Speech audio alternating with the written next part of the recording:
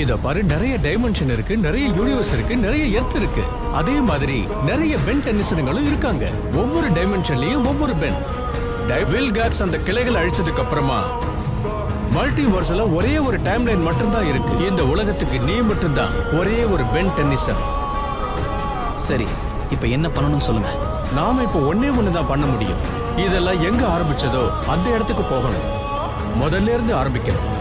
வெறும் ஒரு கேட்ஜெட் தான், அதை யூஸ் பண்ணி ஹீரோவா மாறு.